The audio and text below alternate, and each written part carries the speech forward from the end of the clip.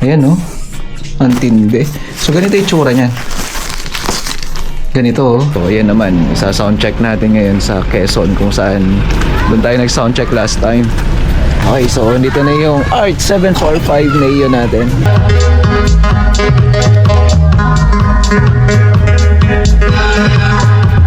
Okay, solid tayo. Ano ba yun? Yung sisigaw siya, pero buo pa rin yung tunog. Ewan ko lang kasi first time kong gumamit ng Neo. Actually may ipawan din si Joson sa atin na Neo na sub 18 tsaka 21. Kaya try natin.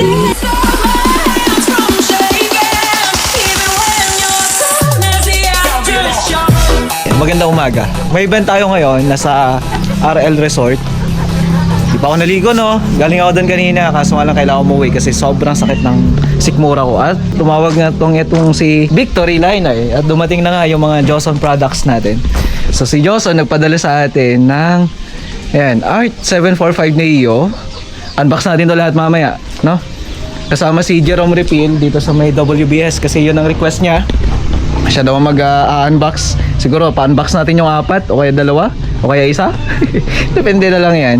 At ako naman mag-unbox talaga ako. Check ko lahat yan. Eto yung abangan ninyo. Yung 8 na yan, papadala natin to sa Ilocos eh. Low-load natin dyan. Pero syempre may nakapili eh. Siguro by next week siguro to. Pero pwede ko na i-test yung 4 or 6. Hindi, kaya ata 8.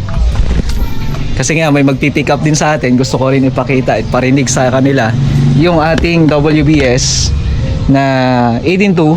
Actually order ito ng client natin, no? Ito naman, no, para hindi pa rin nawawala si Audira sa atin kasi ang Audira talagang nauna yan. So meron tayo Audira, yan nakasalpak dito. Ayan, nakasalpak dito. Yan. At yun yung tinest natin nung last video. So solid, no? Pero syempre ito naman si WBS 18.2 natin 3005 max power. So abangan niyo yan. And then mayroon din siyang binigay sa atin o pinadala na TD 4.0. Tingnan natin yung bigat dalawa yan, 2 piraso. Unbox natin yan mamaya. Let's G. Finish ko muna dito. Dyan natin yung unbox. Wala na yung motor. Wala na yung motor. Sa ngayon naman nagluluto pa ako para may pananghalian bago tayo mag-unbox. Nilututom na ako. So yung event natin pala sa RL Resort na kung saan ang gamit naman natin doon yung AD na ADFlex 15 pala. Okay. So ang mic naman natin doon yung Mount Canlaon. Solid. Wala akong masabi. Napakaganda. Tingnan niyo to. Ito nilagay ko na kasi sa case natin Ako po loaded. Napakadami. Ayan Audira. Siyempre hindi mawawala yan. So, ito yun. Si Mount Canlaon. Ito, nakalagay na natin dyan. Ayan ang tindi. So, ganito yung tsura niyan. Ganito diba? So, Joson yan. Bali, 2 sa isang mic yung antenna niya dun sa isang channel. So ito kasi nasalpak na yung isa dito.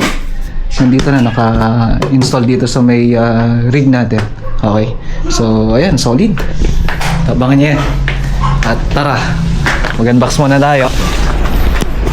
Hindi kami natuloy ni Jerome Reveal dahil masama yung pakiramdam ko tapos siya naman busy. So sa ngayon, sabi ko ipasok muna na nila dito yung WBS 18.2 natin. Tapos yung TD 4.0. So ngayon pinapasakay ko naman sa sasakyan yung Art 745 Neo natin na 4. So ayan naman, isa-soundcheck natin ngayon sa Quezon kung saan doon tayo nag-soundcheck last time. So doon na natin i-unbox ko sakali. Yan. At tetesting natin kung kamusta ang tunog. Okay, so dito na yung Art 745 Neo natin. Wala talaga akong boses, minamalat ako. So unbox muna natin. Pogi. Para RC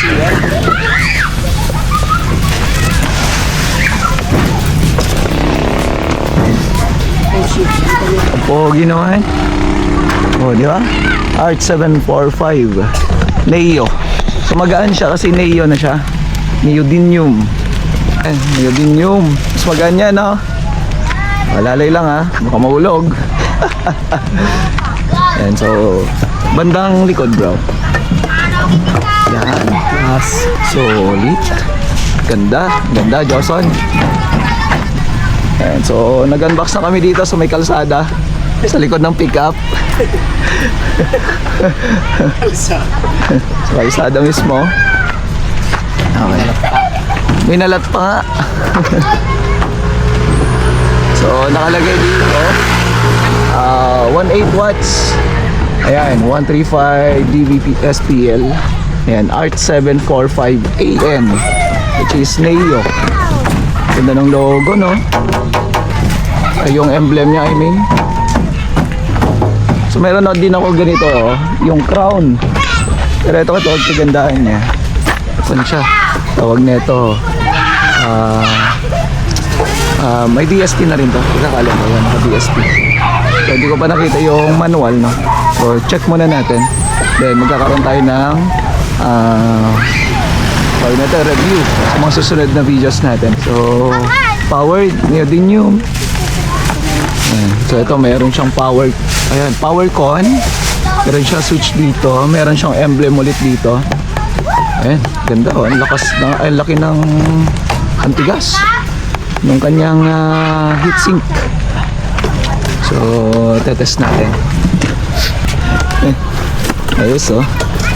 So testing natin yan to.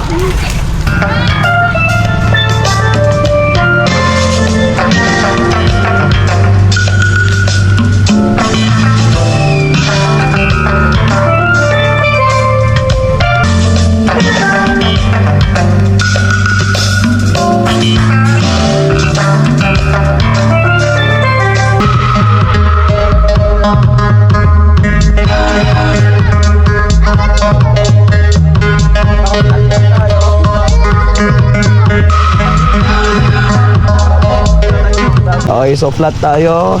Ayan. Wala tayong equalizer, wala tayong processor. So check lang naman natin. Yung sa sarili niya lang, pero sa tingin ko kailangan natin maglagay ng processor. Kasi kailangan kumbaga may taas natin. Actually kaya naman niya. Kaso nga lang tawag nito. Siguro may settings pa na gusto, no? So pwede ko pa namang ayusin yung likod niyan kasi may DSP naman yan. So meron siyang master volume. So yun pa yung bibigyan natin ng review sa mga susunod na videos. Alam mo yun, yung sisigaw siya pero buo pa rin yung tunog. Ewan ko lang kasi first time kong gumamit ng Neo. Solid, no? Solid. Actually may ikawan din si Joson sa atin na Neo na sub 18 tsaka 21. Kaya try natin.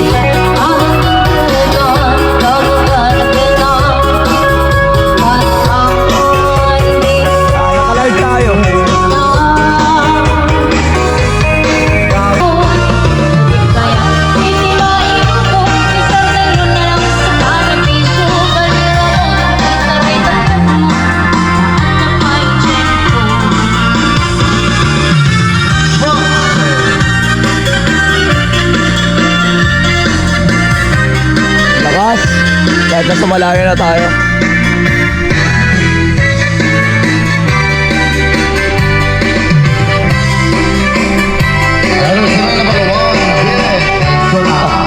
Palse ate ayun.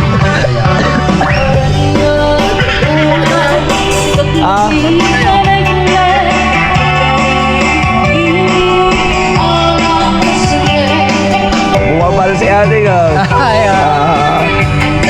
Layo na ito, halos nasa, sabihin na natin nasa 30 to 40 meters. Bawal. Bawal? Magagalit ka ba?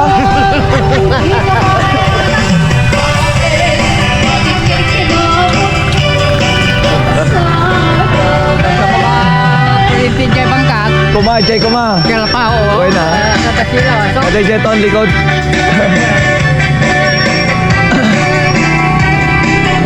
Pag yung apat, solid na, lakas. Kahit nasa malayo.